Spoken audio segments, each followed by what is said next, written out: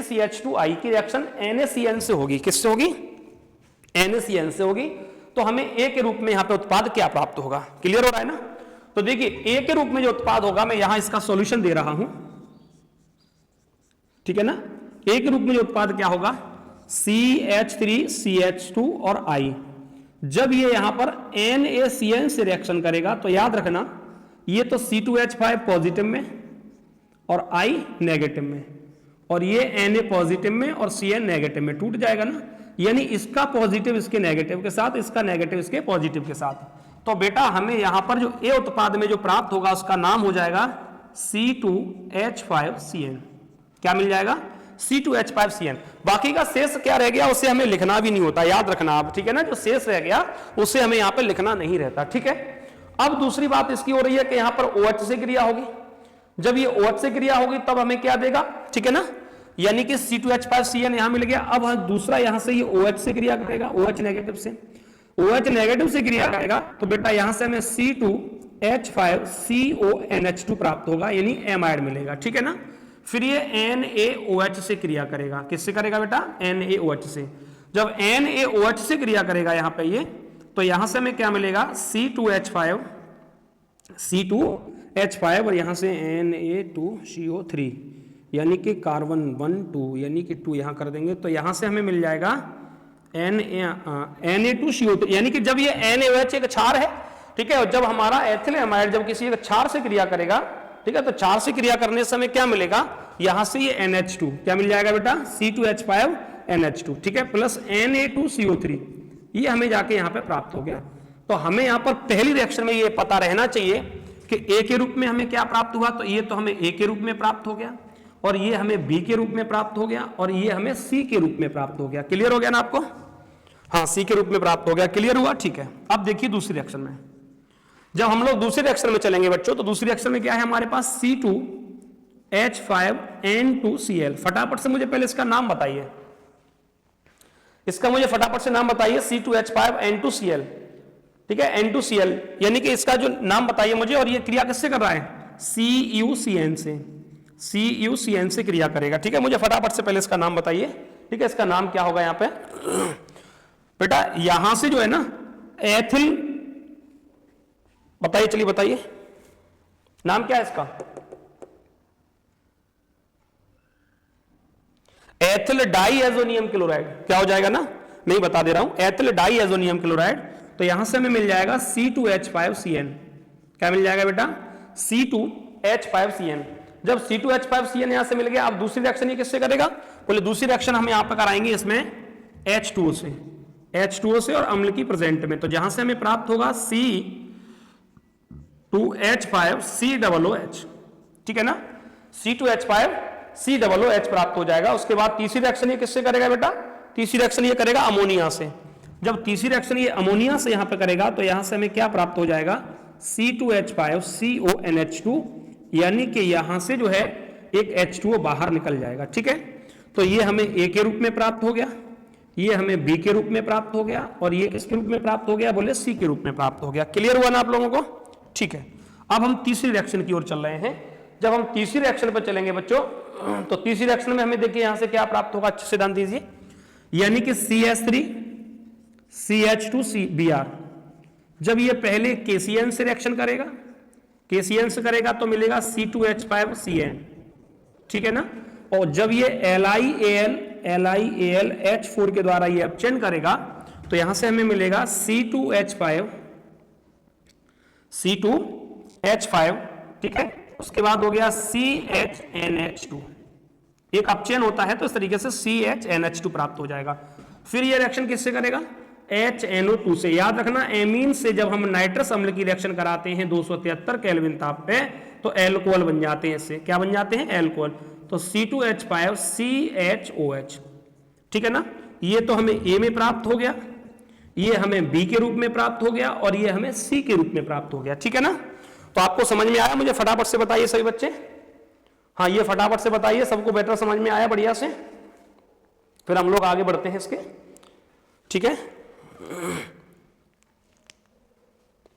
राधे राधे जी आपको भी। हाँ बताइए मुझे फटाफट से बच्चों, ये समझ में आया आप लोगों को अच्छे से? ठीक है।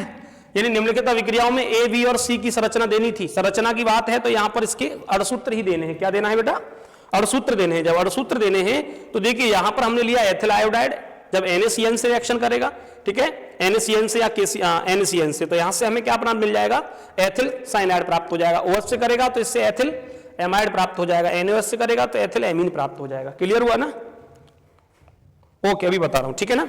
अब देखिए हमने दूसरी रिएक्शन में हमने CuCN से रिएक्शन की तो इससे हमें एथिल साइनाइड मिल गया, फिर H2O से किया तो प्रोपेनोइक अम्ल मिल गया, NH3 से किया तो हमें एथिल एमीन मिल गया, एथिल एमाइड मिल गया, ठीक है ना। तीसरी रिएक्शन ये है, देखिए यहां से C2H5Br है, KCN से रिएक्शन करेगा तो C2H5CN मिल गया, यानी इससे KBr बाहर निकल गया। फिर LiAlH4 से होता यह है, देखिए LiAlH4 एक उत्प्रेरक है। इस उत्प्रेरक की प्रेजेंट में क्या होता है, मैंने आपको पढ़ाया है कि अपचयन होता है, ठीक है ना, वो भी एक तरीके से साधारण अपचयन होगा। जब इसमें अपचयन होगा तो हम एक नवजात ऑक्सीजन लेंगे यहां पे, ये ऐसे, तो यहां से हमें मिलेगा C2H5CH2NH2, यानी कि 4 यहां पे लिख देंगे हम, ठीक है। तो हमें B मिल गया, इस पर मैंने HNO2 की रिएक्शन कराई तो इससे हमें एल्कोहल मिल गया। याद रखना, एमीन से एल्कोहल को प्राप्त करने के लिए HNO2 की रिएक्शन कराते हैं, इससे एमीन से एल्कोहल मिल जाते हैं। अब आया आपको समझ में? बताइए मुझे फटाफट से सब बच्चे, फटाफट से बताइए, समझ में आ गया ना बेटा? ठीक है, हाँ, हम लोग आगे बढ़ते हैं इसके अब, ठीक है, नेक्स्ट टॉपिक पे हम लोग आगे चलते हैं। देखिए अब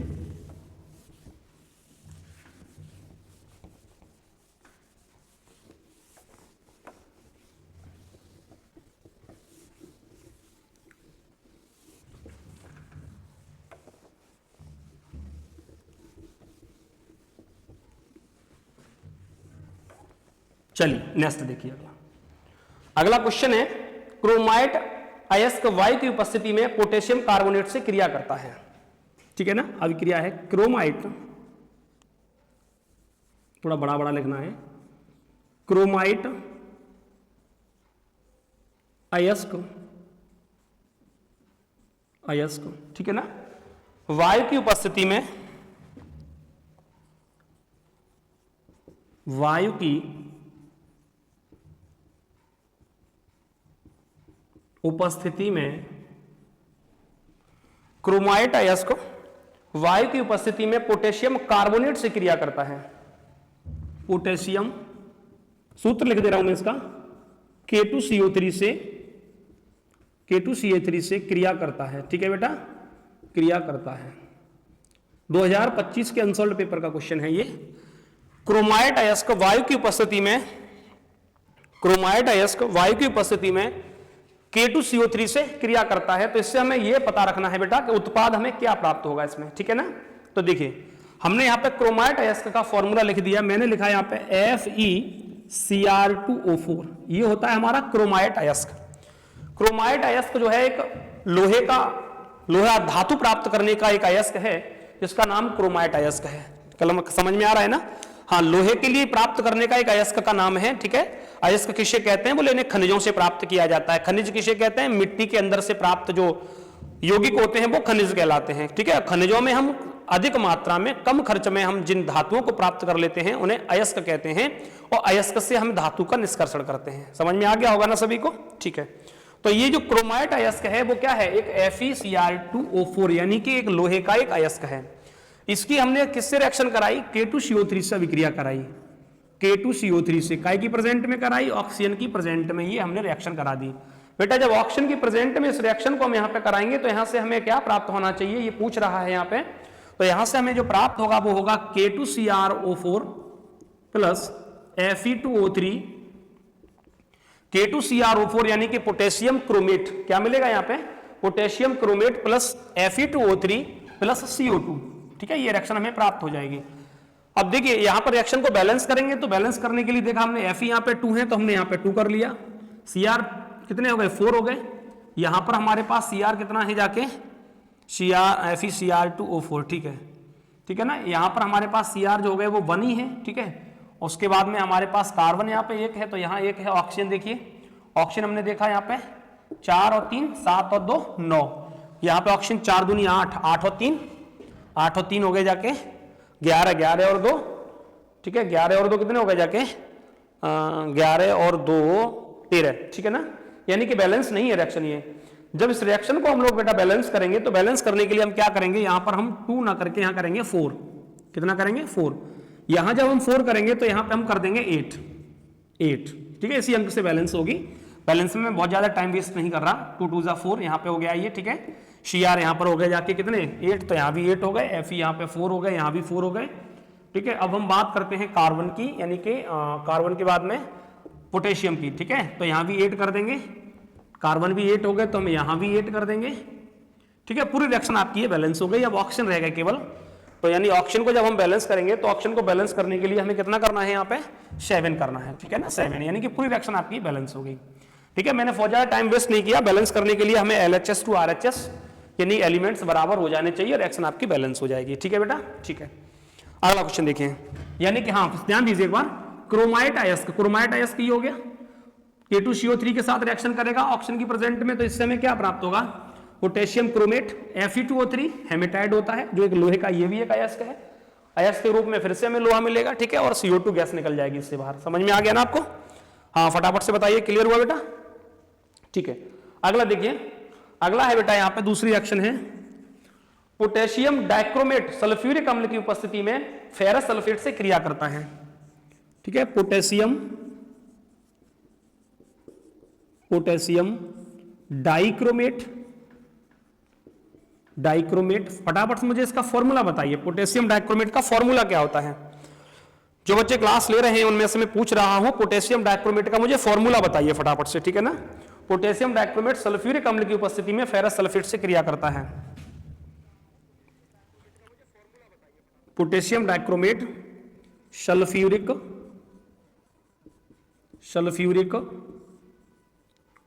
अम्ल के साथ FeSO4 से क्रिया करता है। ये रिएक्शन बच्चों में आपको पिछले एपिसोड में भी दे चुका हूं। ठीक है, मैंने एक क्लास पढ़ाई थी डी और एफ ब्लॉक एलिमेंट्स मैंने क्लास ली थी आप लोगों की, उसमें मैंने ये रिएक्शन दी है आपको। ठीक है ना, मैं फिर से बता दे रहा हूं, यहां पे आई है तो। ठीक है, कैसे करेंगे इसमें हम, पोटेशियम डाइक्रोमेट का फॉर्मूला, हाँ फटाफट से बताइए मुझे, क्या होता है, K2Cr2O7। ठीक है, ये हो गया आपका पोटेशियम डाइक्रोमेट का फॉर्मूला। पोटेशियम डाइक्रोमेट जब H2SO4 की प्रेजेंट में जब रिएक्शन करता है तो ये ऑक्सीकृत हो जाएगा अम्लीय माध्यम में। इससे हमें क्या मिलेगा, इससे मिलेगा K2SO4 प्लस Cr2SO4 का होल थ्राइस प्लस H2O और प्लस नवजात ऑक्सीजन। ठीक है, रिएक्शन को हम बैलेंस करेंगे तो बैलेंस करने के लिए यहां पे हम 4 कर देंगे, उसके बाद हम यहां भी 4 कर देंगे। ठीक है, अब हमने देखा ऑक्सीजन कितने हो गए हमारे पास, 4 चक 16 और 7 कितने हो गए जाके 23। तो यहां देखा हमने 4 तिया 12, 12 और 4 16। ठीक है, 16 और 4 20 और 3 23। ऑक्सीजन हमने बैलेंस कर लिए। अब हमारे पास जो FeSO4 है, ये FeSO4 किसी एक अम्ल की प्रेजेंट में यहां से रिएक्शन करेगा, यहां से मिल जाएगा Fe2SO4 का होल थ्राइस प्लस H2। देख लीजिए, ठीक है, यानी कि यहां से हमें ये प्राप्त हो जाएगा Fe2SO4 का होल थ्राइस प्लस H2। वो भी कब, जब एक नवजात ऑक्सीजन को ग्रहण करेगा, वो एक नवजात भी तो लिखनी पड़ेगी यहां पर। ठीक है, इस तरीके से। अब हमने क्या किया, बैलेंस किया, तो बैलेंस करने के लिए हमने यहां पर 2 कर दिए, नहीं यहां नहीं, यहां 2 करेंगे हम, 2 कर दिए हमने। ठीक है, पूरी रिएक्शन आपकी बैलेंस हो गई। बैलेंस करने के बाद बेटा ये देखना है कि देखिए ऊपर वाली जो रिएक्शन है ना, उसमें हमें कितने नवजात निकल रहे हैं, 3 निकल रहे हैं, और नीचे वाली रिएक्शन में कितने निकल रहे हैं बेटा, 1 ऐड कर रहा है, यानी कि हम पूरे इक्वेशन में कितने का 3 का मल्टीप्लाई कर देंगे। इस नवजात से नवजात को कैंसिल कर देंगे, और भी कुछ कटने वाला होगा तो काट देंगे, लेकिन लेफ्ट टू राइट कैसे क्रॉस करना है हमें, लेफ्ट टू राइट। ठीक है ना, तो देखिए कैसे मिल गया हमें, K2SO4 मिल गया, सॉरी K2Cr2O7 ले लिया, प्लस 3 2 जा 6 FeSO4 प्लस 3 और 4 7 H2SO4 हो गया यहां पे एरो।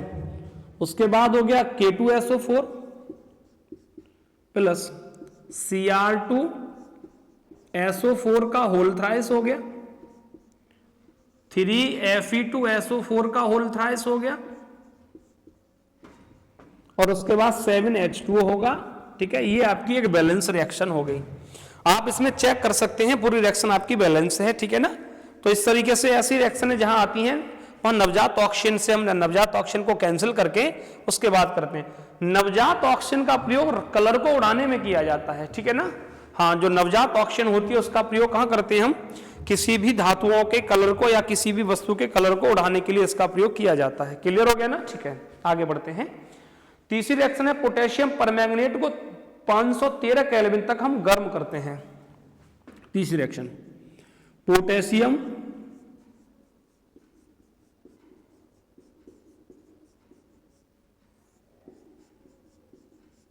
परमैंगनेट को 513 केल्विन पर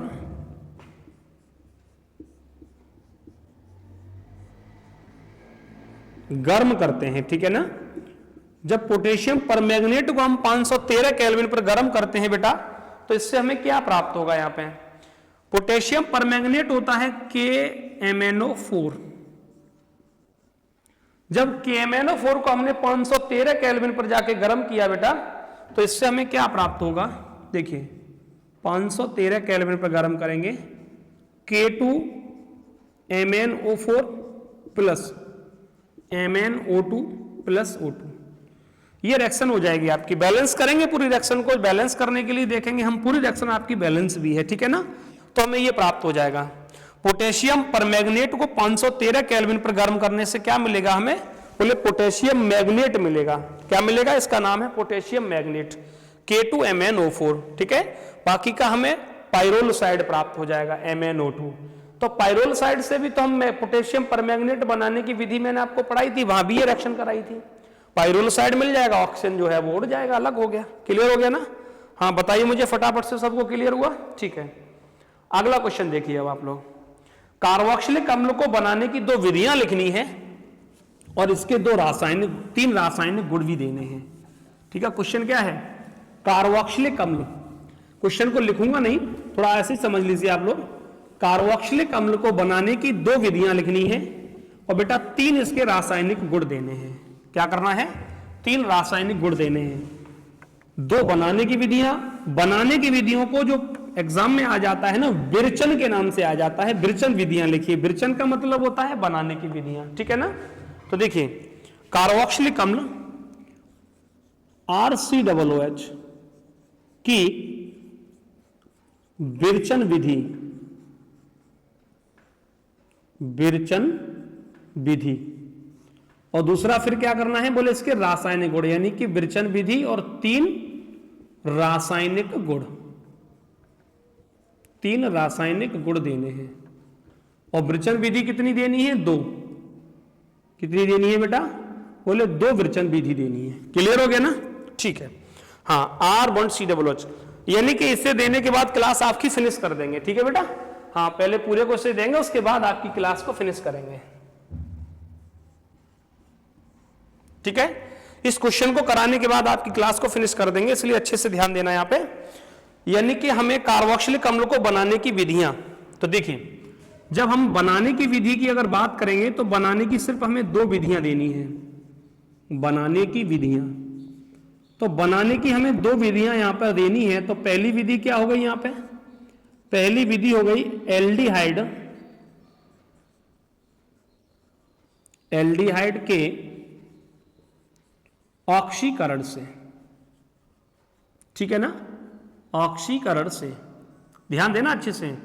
कार्बोक्सिलिक अम्ल होता क्या है, कार्बोक्सिलिक अम्ल का यूपीएससी का सबसे बड़ा फंक्शनल ग्रुप होता है, क्रियात्मक समूह होता है, जिसका सामान्य सूत्र, simple formula CnH2n plus 2 O2 बनता है, ठीक है। और बेटा ये जो है ना, इसका सफिक्स ओइक एसिड और प्रीफिक्स कार्बोक्सी हो जाता है, ठीक है ना, एल्डिहाइड के ऑक्सीडेशन से। हाँ बेटा, एल्डिहाइड के ऑक्सीडेशन से बनाएंगे तो कैसे बनाएंगे इसे, जब एल्डिहाइड का ऑक्सीडेशन करेंगे यहां पे, तो देखिए R1CHO ऑक्सीडेशन किया हमने, ऑक्सीडेशन को हमने काय की प्रेजेंट में, बोले K2Cr2O7 ऑब्लिक H2SO4 की प्रेजेंट में किया, तो R1COOH हमें प्राप्त हो गया। यानी कि यहां से हमें मिल गया कार्बोक्सिलिक एसिड, ये मिल गया हमें कार्बोक्सिलिक एसिड, ये हमारा था एल्डिहाइड। क्लियर हो गया बेटा? ये था हमारा एल्डिहाइड और ये मिल गया कार्बोक्सिलिक एसिड। दूसरा क्या है? दूसरी विधि है एसिड व्युत्पन्न से। एसिड व्युत्पन्न से, जब एसिड व्युत्पन्न से बनाएंगे तो कैसे बनाएंगे? यहां लिखेंगे हम R बॉन्ड COCl, एसिड व्युत्पन्न ले लिया हमने, नाम बताओ, क्लोरल अम्ल कह देंगे ना, क्लोरल अम्ल कह देंगे। हाँ, बाकी की बनाने की विधियों में यहां पर एक ऑप्शन होता है कि बहुत सारी विधियां होती हैं, अब आप कोई भी विधि लिख सकते हो, जरूरी यही नहीं है कि आपको यही वाली लिखनी हो, ठीक है ना, कोई भी लिख सकते हो। अब हमने क्लोरल अम्ल लिखा है, इस क्लोरल अम्ल के लिए क्या करेंगे, हम H2O से रिएक्शन कराएंगे बेटा इसकी, ठीक है। H2O से जब इसकी हम रिएक्शन कराएंगे तो H2O से रिएक्शन कराने से क्या होगा, यहां होगा हमारा R bond COOH plus HCl, R bond COOH plus HCl। हाँ बेटा, बस इसे कराने के बाद पूरे क्वेश्चन को मैं क्लास को फिनिश कर दूंगा, बस थोड़ा सा ध्यान दीजिए, ठीक है। R bond COOH plus HCl, यानी कि ये हमारा हो गया कार्बोक्सिलिक एसिड। क्या हो गया? Carboxylic acid. विरचन की दो विधियां ये हो गई आपको बनाने की, ठीक है ना, विरचन की दो विधियां। अब हमें 3 रासायनिक गुण देने हैं, ठीक है, इसके 3 हमें रासायनिक गुण देने हैं, तो यहां पे हमने डाल दिया रासायनिक गुण, रासायनिक गुण। अब रासायनिक गुण में पहला रासायनिक गुण जो है हमारा, यानी कि 3 हमें रासायनिक गुण जो देने हैं, उसमें जो पहला रासायनिक गुण है उसमें हमने लिख दिया NaOH से क्रिया, यानी कि रिएक्शन ऑफ NaOH।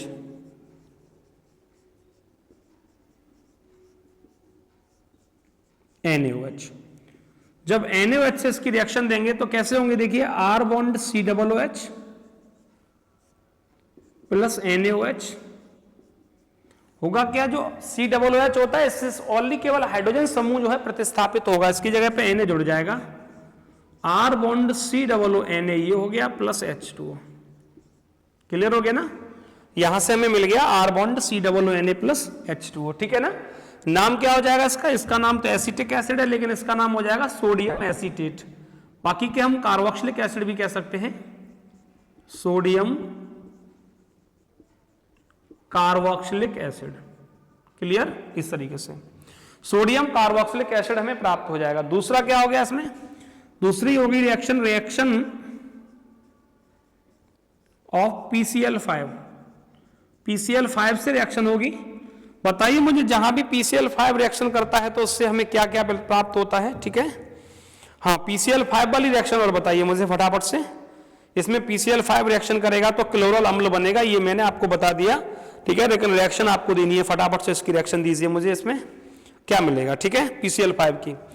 तीसरी एक और रिएक्शन हो गई यहां पर, रिएक्शन ऑफ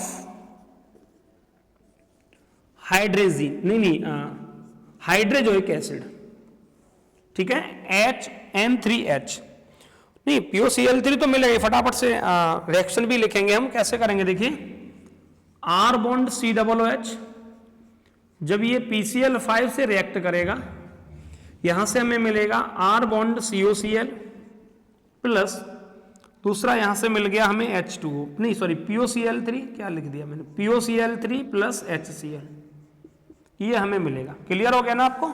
ये हमारा क्लोरल अम्ल बन गया, ठीक है। तीसरी रिएक्शन है हमारी R बॉन्ड COOH, जब हमने हाइड्रोजोइक एसिड से इसकी रिएक्शन कराई यहां से, तो यहां से हमें क्या मिलेगा, बोले R बॉन्ड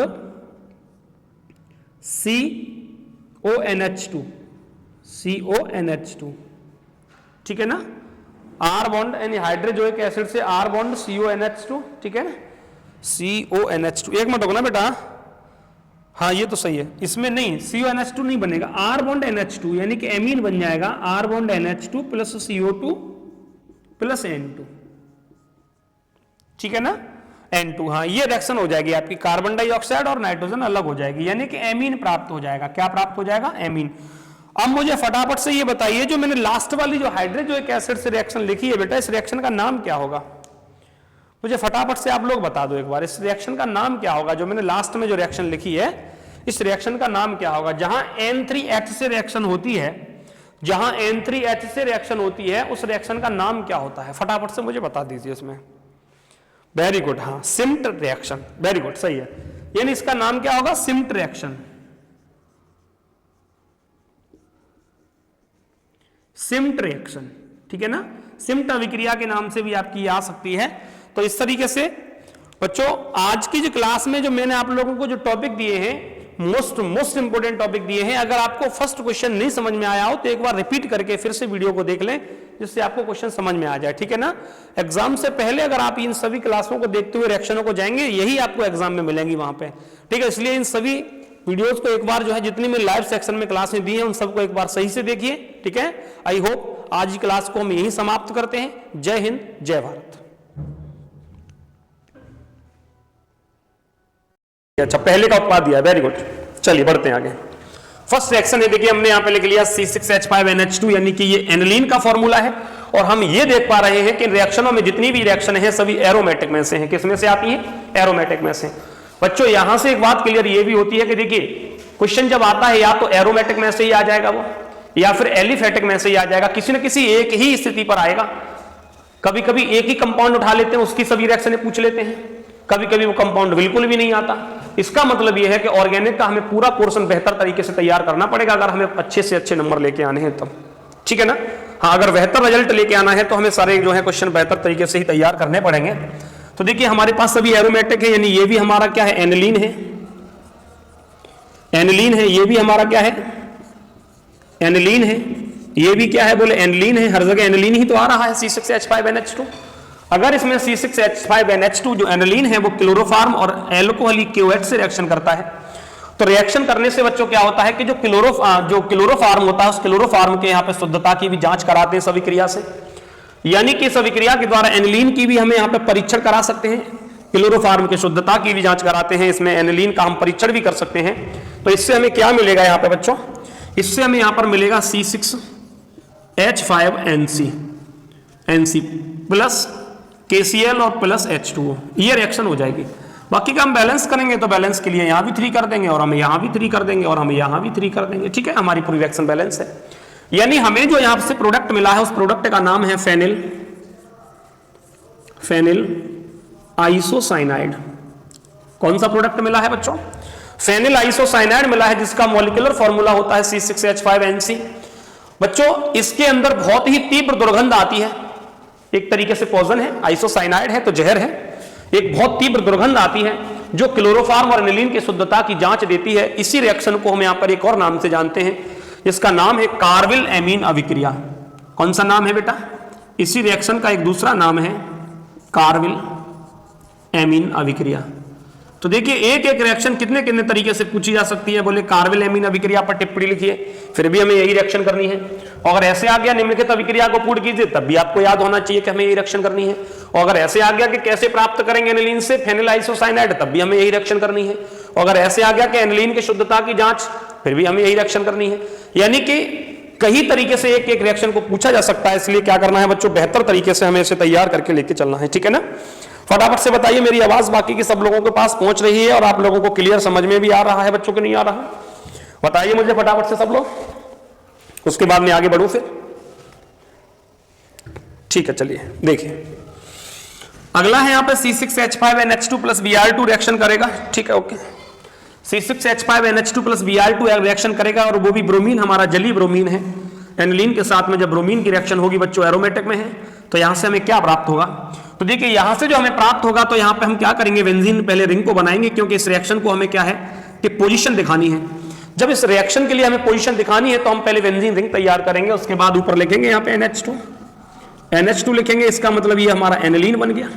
क्या बन गया यहाँ पे, एनिलीन बन गया। और ये एनिलीन जब Br2 से रिएक्शन कर रहा है बच्चों, तो याद रखना कि Br जो है ना ब्रोमीन ऑर्थो पे और किस पर, OP पे, यानी ऑर्थो पे और पैरा पे जुड़ेगा, ठीक है ना, इस तरीके से जुड़ जाएगा। प्लस बाकी का यहाँ पे जो रह गया ना वो HBr अपना अलग निकल गया, यानी कि 3HBr हो गया। बच्चों नाम इसका क्या बन जाएगा, तो नाम इसका बन जाएगा 2,4,6 ट्राइब्रोमो एनिलीन। 2,4,6 ट्राइब्रोमो एनिलीन इसका नाम हो जाएगा, ठीक है ना। हाँ क्लियर हुआ आप लोगों को। यानी कि ये रिएक्शन हमारी क्या है, एक बेंजीन वलय अभिक्रिया भी है, ठीक है। बोले बेंजीन रिंग पर ही होने वाली रिएक्शन है, बेंजीन रिंग की पोजीशन पर जाके अटैक कर रही है तो उसकी पोजीशन पर होने वाली रिएक्शन है। फंक्शनल ग्रुप पर ब्रोमीन कभी भी कोई रिएक्शन नहीं करता, ये बात आप याद रखना। जैसे कि हमारे पास एनिलीन में NH2 जो फंक्शनल ग्रुप आया था, उस फंक्शनल ग्रुप पर ब्रोमीन जो है कोई भी रिएक्शन नहीं करता, ठीक है ना। ब्रोमीन जब जब रिएक्शन करेगा तो कहां करेगा, बोले बेंजीन वलय रिएक्शन करेगा। कहां करेगा बच्चों, बेंजीन वलय रिएक्शन करेगा। क्लियर हो रहा है ना आप लोगों को।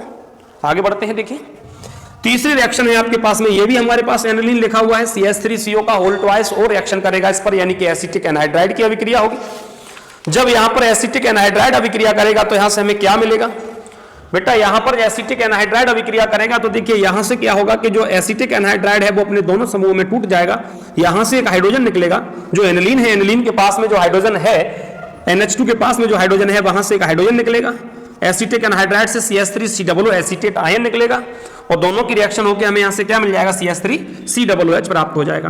बाकी का इसका जो आक्रमणकारी है वो उसके साथ जुड़ जाएगा, तो यहां से मिलेगा C6H5NH NHCO CH3 plus CH3COOH CH3COOH, ठीक है ना। ये हमें प्राप्त हो जाएगा। मुझे फटाफट से बताइए इसका नाम क्या हो जाएगा, ठीक है, मुझे फटाफट से बताइए इसका नाम क्या हो जाएगा, ठीक है। जो मैंने लिखा है यहाँ पे C6H5NH COCH3, ये तो ठीक है एसिटिक अम्ल हो गया। अभी मैं पूछूंगा तुरंत आप कह देंगे हाँ ये तो एसिटिक अम्ल है, मुझे इसका नाम बताइए। C6H5NH COCH3 का नाम क्या होता है, ठीक है। एसिटेट आयन है यहाँ पे, फंक्शनल ग्रुप जो NH2 है उसके साथ जुड़ा हुआ है, एक हाइड्रोजन उसका कम हो गया है, कोई दिक्कत की बात भी नहीं है, ठीक है ना। बाकी का इसका IUPAC नेम क्या हो जाएगा, IUPAC नेम भी दे सकते हो, बाकी का रासायनिक नाम भी दे सकते हो, जैसा भी नाम आपको पता है वो आप दे सकते हो। मुझे फटाफट से बताइए, मैं आपका इंतजार कर रहा हूँ। बाकी के मैं नेक्स्ट रिएक्शन को लिख के दे रहा हूँ, ठीक है ना। नेक्स्ट रिएक्शन है आपके पास में, इसमें आगे हम लोग बढ़ते हैं। जब हम लोग बेटा आगे बढ़ते हैं तो रिएक्शन ये भी एनिलीन लिखा हुआ है C6H5NH2, और जब इसने H2SO4 से कंसंट्रेशन H2SO4 से रिएक्शन की है, सर यहां एक और O होगा, यहां पर CH3NHCO नहीं होगा बेटा, COCH3 ही होगा, ठीक है। एक O नहीं होगा यहां पे, ठीक है। जो आप बता रहे हैं ये वाला जो O है ना, कीटोन ग्रुप में आ रहे हैं हम लोग, या एमाइड भी बोल सकते हैं, ठीक है। यहां पर O नहीं होगा, ठीक है। हमारे पास O है ही नहीं है भाई, देख लीजिए, देखिए मैं यहां बता दे रहा हूं आपको, CH3CO CH3CO, यानी कि इसने पूरे ने, इसने जो है ना एनिलीन से हाइड्रोजन को लेके एसिटिक अम्ल बना लिया CH3COOH, बाकी का ये तो इसके साथ ही जुड़ेगा। क्लियर हो गया ना। हाँ, अब मुझे आप लोग इसका नाम बताइए पहले, क्या नाम हो जाएगा, उसके बाद हम लोग, ठीक है। तो चलिए हम लोग इसमें आते हैं। चौथी रिएक्शन, एनिलीन की कंसंट्रेशन H2SO4 से रिएक्शन होगी। जब H2SO4 से इसकी रिएक्शन होगी तो यहां से क्या होगा, हम बेंजीन वलय बनाएंगे। और बेटा जो हमने बेंजीन वलय को ले लिया है, यहाँ पे बेंजीन रिंग ले ली, इस बेंजीन रिंग में हमने ऊपर NH2 जोड़ दिया है, ये हमारा एनिलीन हो गया। जब ये एनिलीन हो गया और यहां से जो H2SO4 है इसका आयनन होता है, H पॉजिटिव में होता है और HSO4 नेगेटिव में होता है। ये नेगेटिव इसके साथ जुड़ जाएगा तो यहां से एक हाइड्रोजन कम हो जाएगा और यहां से कर देंगे HSO4, ठीक है ना। क्या कर देंगे हम, HSO4 न करके HSO3 कर देंगे यहाँ पे, प्लस यहां हो जाएगा H2। यानी H2SO4 जब एनिलीन से रिएक्शन करेगा तो बेटा एनिलीन से रिएक्शन करने पर क्या होगा, एनिलीन से रिएक्शन करने पर यहां से एक OH निकल जाएगा, ठीक है। तो यहां से क्या निकल जाएगा, एक OH, और यहां से जो है एक H निकल जाएगा जो H2O बनाएगा जाके, ठीक है ना। तो यहां से ये हो गया OH नेगेटिव, HSO3 बन गया जाके आपका पॉजिटिव, और ये इसके साथ जुड़ जाएगा विपरीत आवेश पे, ठीक है। तो हमें यहां से NHHSO3, ठीक है, बेंजीन के साथ में मिल गया, प्लस H2O मिल गया। क्लियर हो गया ना। नाम क्या हो जाएगा इसका, मुझे फटाफट से बताइए, अभी मुझे किसी ने भी नाम नहीं बताया। एसिटनिलाइड, एसिड नहीं, मुझे इसका IUPAC नेम चाहिए, ठीक है, मुझे इसका IUPAC नेम चाहिए, बाकी का आप ये नाम मुझे नहीं चाहिए, ठीक है। सबसे प्योर जो नेम होता है वो IUPAC नेम होता है। देखिए बच्चों ध्यान दीजिए, प्रश्न यहां पर यह है कि अगर हमें लोगों को अच्छे नंबर लेके पास होना है तो क्या करना पड़ेगा, प्रैक्टिस रिएक्शन की 100% करनी ही करनी पड़ेगी। रिएक्शन की बिना प्रैक्टिस के हमारे जो है अच्छे मार्क्स नहीं आ सकते। तो इस प्रैक्टिस के लिए हम लोग यहाँ प्रैक्टिस ही करा रहे हैं, ठीक है। एक एक रिएक्शन को कई बार समझा रहे हैं, कई तरीके से बता रहे हैं कि कैसे कैसे रिएक्शन पूछी जा सकती है, तो हम लोग यहाँ इसकी प्रैक्टिस ही करा रहे हैं। मुझे इसका IUPAC नेम बताइए, ठीक है। हाँ, इसका भी मुझे IUPAC नेम बताइए, ठीक है। जो तीसरा ग्रुप जुड़ा हुआ है इसका ही मुझे IUPAC नेम बताइए, ठीक है। इसका IUPAC नेम क्या हो जाएगा। चलिए अब हम लोग आते हैं पांचवें वाले पे। पांचवी रिएक्शन है बेटा, यहां भी एनिलीन है। एनिलीन की रिएक्शन किससे होनी है, एनिलीन की रिएक्शन हमें यहाँ पे एसिटिल क्लोराइड से होनी है। और जब एसिटिल क्लोराइड से रिएक्शन होगी और बेस यानी कि क्षार की प्रेजेंट में रिएक्शन होगी तो आपको ये बात पता रहना चाहिए कि NH2 से एक हाइड्रोजन निकलेगा, यानी कि C6H5NH यहां मिल गया, प्लस H पे पॉजिटिव है, ये नेगेटिव है। यहां से हमें CH3CO पे एक पॉजिटिव है, Cl पे नेगेटिव है, ठीक है ना। यानी कि ये जो है ना इसका पॉजिटिव इसके नेगेटिव के साथ में जुड़ेगा, तो यहां से हमें मिल जाएगा C6H5 NHCOCH3 plus HCl, C6H5 NHCOCH3 plus HCl, ठीक है ना। बेटा जो नाम इसका होगा वही नाम इसका होगा, बताइए मुझे फटाफट से इनके नाम बताइए। नहीं बता सकते, चलिए मैं बता रहा हूं आपको, ठीक है ना, मैं आपको इनके नाम क्लियर करा रहा हूं, ठीक है।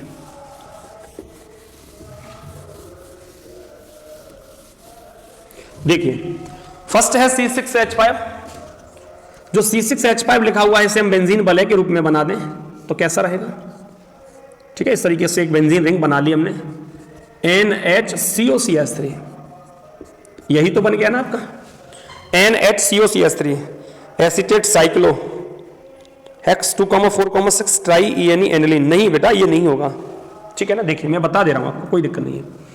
ये जो ग्रुप हमारा बनना है ना वो एमाइड ग्रुप बनना है, तो हम कहेंगे यहां पे मिथाइल, ठीक है ना। यहां से हमारा बन गया ये मिथाइल, क्योंकि इसके साथ में जो है ना ये CH3 वो मिथाइल का ग्रुप बनेगा।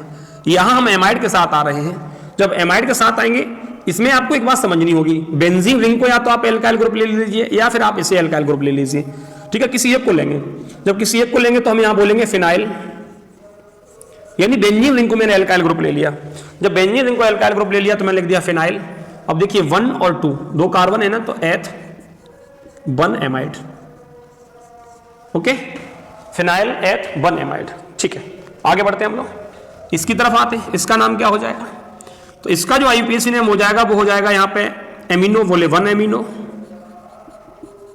1 एमिनो हेक्स 1,3,5 ट्राई ENE हो गया, ट्राई ENE हो गया, 1 sulphonic acid, clear, 1 sulphonic acid हो गया, ठीक है। एमिनो 1 एमिनो हेक्स 1,3,5, ठीक है, 1,3,5 ट्राई ENE 1 सल्फोनिक एसिड हो गया। क्लियर हो गया ना आप लोगों को, फटाफट से बताइए मुझे, क्लियर हो गए नाम दोनों ये, ठीक है। इसके जो नाम थे वो मैंने आपको बता दिए, ठीक है, जो एक IUPAC नेम के अकॉर्डिंग तो हम लोग चलेंगे इसमें, क्योंकि IUPAC नेम ही बहुत ज्यादा पूछे जाते हैं इसलिए, ठीक है। आगे बढ़े, चलिए आगे बढ़ते हैं हम इसके, ठीक है ना।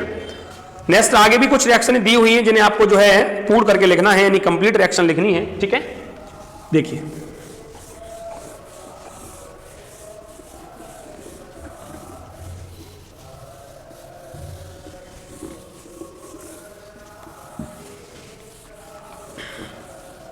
डेली की कोशिश कर लीजिए, इंपोर्टेंट रिएक्शन को रिवीजन करने की आप डेली की कोशिश करिए, ठीक है ना। डेली का डेली अगर करेंगे आपको बेटर समझ में आएगा, ठीक है, बढ़िया आपका रिवीजन भी होगा, ऐसा नहीं है, ठीक है, अगर रिवीजन ना हो, ठीक है। आगे बढ़े हम लोग, चलिए आगे रिएक्शन लिखी हुई है बच्चों आपकी, ठीक है। देखिए पहला क्वेश्चन है CH3COCH3 एसीटोन। यहां एसीटोन ने किससे रिएक्शन की है, कंसंट्रेशन H2SO4 से यहां पर रिएक्शन किया है, ठीक है। तो ये कह रहा है यहां से जो ए प्रोडक्ट है वो हमें क्या मिलेगा, ठीक है। सेकंड रिएक्शन देखिए, सेकंड रिएक्शन भी एसीटोन लिखा हुआ है CH3COCH3। अगर ये यहां पे I2 और NaOH से रिएक्शन करता है, यहां हीट कर देंगे इसमें, तो यहां ये कह रहा है कि बी में हमें क्या मिलेगा। थर्ड है बच्चों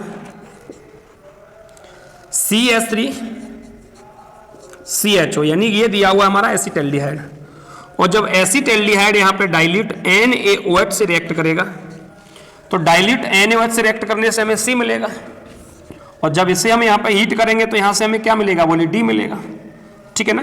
तो यानी कि हमें C में और D में क्या मिलेगा, ठीक है। चलिए आगे बढ़ते हैं। चौथा क्वेश्चन है HCHO, मैंने लिख दिया फॉर्मेल्डिहाइड, और जब फॉर्मेल्डिहाइड यहां पे CaOH का होल ट्वाइस से रिएक्शन करेगा तो यहां से क्या मिलेगा, हमें E मिलेगा। क्या मिलेगा बेटा, यहां से हमें E मिलेगा, ठीक है ना। देखिए ये रिएक्शन आपके सामने है, ठीक है, मैंने अनसॉल्व्ड पेपर से अभी रिएक्शन आपके सामने लिखी हुई है, इन रिएक्शनों का मैं आपको सॉल्यूशन कराना है, ठीक है। निम्नलिखित समीकरणों को पूर्ण कीजिए। फर्स्ट है यहाँ पे एसीटोन है, ये भी एसीटोन है, एसिटल्डिहाइड है, फॉर्मेल्डिहाइड है, यानी कि हमने ये देखा चारों रिएक्शनों में 2 फंक्शनल ग्रुप हमारे कीटोन से हैं और 2 फंक्शनल ग्रुप हमारे किससे हैं, एल्डिहाइड से हैं, ठीक है ना। 2 फंक्शनल ग्रुप कीटोन से हैं और बेटा 2 फंक्शनल ग्रुप हमारे एल्डिहाइड से हैं, यानी कि यहां से हमें जो है ए में, बी में और C, D में और E में हमें क्या मिलेगा, ठीक है ना। ABCDE, यानी कि 5 उत्पाद हमें अलग अलग देने हैं। क्लियर हुआ ना आपको?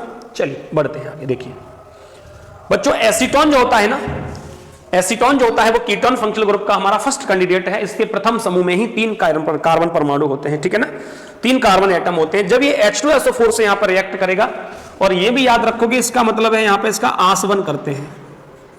क्या करते हैं बच्चों? यहां पर हम लोग इसका आसवन करते हैं, और जब इसका हम लोग आसवन करेंगे, आसवन करने से हमें उत्पाद में क्या प्राप्त होता है? वैसे तो मेसेटिलीन भी बन जाती है यहां से। क्या बन जाती है बच्चों? मेसेटिलीन बन जाती है, ठीक है ना। बाकी का एक आसवन करने से, लेकिन मेसेटिलीन तब बनेगी जब हाई टेम्परेचर पर हम इसे जो है हीट करेंगे, गर्म करेंगे। लेकिन बच्चों अगर हम नॉर्मल आसवन कर देंगे H2SO4 की प्रेजेंट में, तो यहां से हमें क्या मिलेगा? यहां से हमें एल्कीन मिलेगी, यानी कि C2H4 हो गया हमारा, जिसे हम एथिलीन कह देंगे, प्लस CO2 कार्बन डाइऑक्साइड। इसका मतलब है कि A के रूप में हमें क्या मिल गया? C2H4 ethene. IUPAC नेम हो गया 1 एथीन, ठीक है ना। हाँ, हमें जो है A के रूप में एथीन मिल गया। याद रख लीजिए, एसीटोन पर सांद्र H2SO4 की प्रेजेंट में जब आसवन करते हैं तो क्या मिलेगा? इससे हमें एथीन मिलेगा, ठीक है बेटा। क्या मिलेगा इससे? बोले एथीन मिलेगा। क्लियर हो गया आप लोगों को? चलिए सेकंड रिएक्शन की ओर चलते हैं। CH3COCH3 प्लस I2 और NaOH की प्रेजेंट में रिएक्शन होगी। याद रखना बच्चों, कभी भी आप लोगों को अगर आइडोफार्म अभिक्रिया के नाम से पूछा जाए, आइडोफार्म, तो आइडोफार्म अभिक्रिया में यही रिएक्शनें आती हैं। एक तो एसीटोन के साथ में होती है, एक एल्डिहाइड के साथ में भी है आइडोफार्म रिएक्शन हो जाती है, ठीक है ना। एल्डिहाइड और एसीटोन जो है वो आइडोफार्म, और एल्कोहल के साथ में भी आइडोफार्म होती है। मैं तीनों से आपको रिएक्शन दे रहा हूं। अगर ये एसीटोन के साथ में होगी तो यहां से हमें क्या मिलेगा? CHI3 प्लस NaI प्लस, ठीक है। NaI के बाद में नेक्स्ट आगे हम बढ़े तो यहां से हमें क्या मिलेगा? CH3COONA, ठीक है, क्योंकि 1 2 3, हाँ, CH3COONA प्लस H2, ठीक है। HCOONA बन जाता है, तो यहां से CH3COONA हम बोल देंगे, ठीक है, जो हमें यहां पर रिएक्शन में मिलेगा ये, ठीक है। इस उत्पाद की रिएक्शन में यहां पे हमें मिल जाएगा। देखिए CH3COOH की रिएक्शन में I2 और NaOH से ये रिएक्ट करेगा, हाँ, यानी कि B के रूप में हमें, बाकी का ये याद भी नहीं रखना होता, लो छोड़ो से, यानी कि हमें ये याद रखना है आपको, ठीक है ना। B के रूप में हमें क्या मिल गया? आइडोफार्म मिल गया।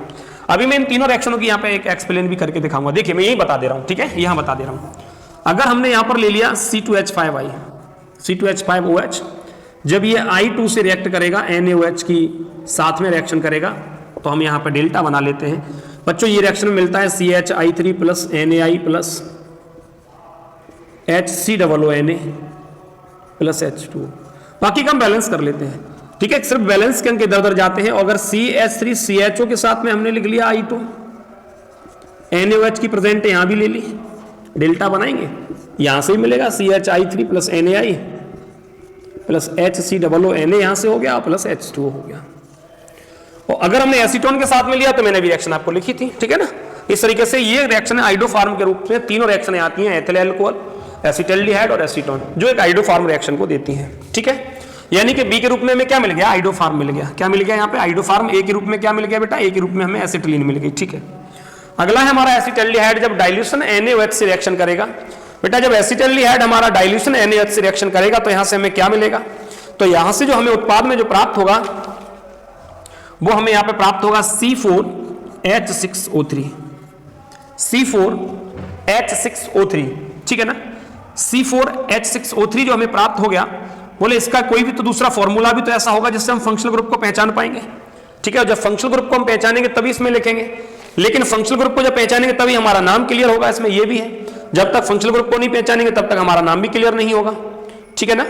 तो जब इसे हम गर्म करेंगे तो बेटा गर्म करने पर भी इसका कोई प्रभाव ऐसा नहीं पड़ेगा, जहां से भी हमें मिलेगा C4H6, यानी कि C4 2 और 2 4, ठीक है, नहीं 2 बनेगा यहाँ पर, सॉरी 2, ये भी और O2, ठीक है, ये प्राप्त हो जाएगा।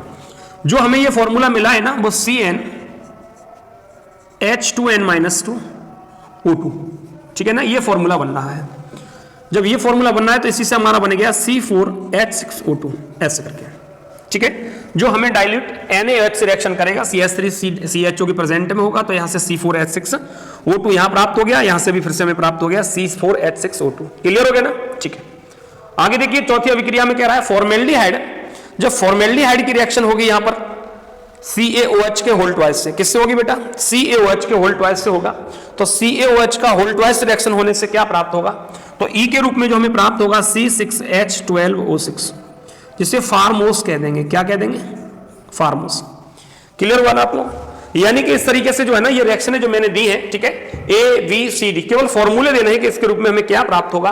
तो जो भी प्राप्त होगा उनकी यहाँ पे क्या करना है, हमें रिएक्शनें देके और उसके बाद उसके फॉर्मूले लिख देने हैं, तो वो हमें प्राप्त हो जाएगा। क्लियर हुआ बच्चों सब लोगों को? मुझे बताइए फटाफट से। फिर भी ठीक रहा। चलिए आज क्लास में कम से कम इतना तो रहा कि बबरिंग नहीं हुई, जिससे क्लियर हो रहा। 2-3 दिन से तो लगातार क्लास दे ही नहीं पाई, ठीक है, इस तरीके से। चलिए बच्चों आज का टॉपिक यहीं पर समाप्त करते हैं, क्योंकि ओके देखिए जहां भी टॉपिक समाप्त हो जाएगा हम लोग वहीं से जो है क्लास को फिनिश कर देंगे। हो सकता है कि 1 घंटा से ज्यादा भी टाइम निकल जाए, 1 घंटे से कम भी हो जाए, ठीक है ना। लेकिन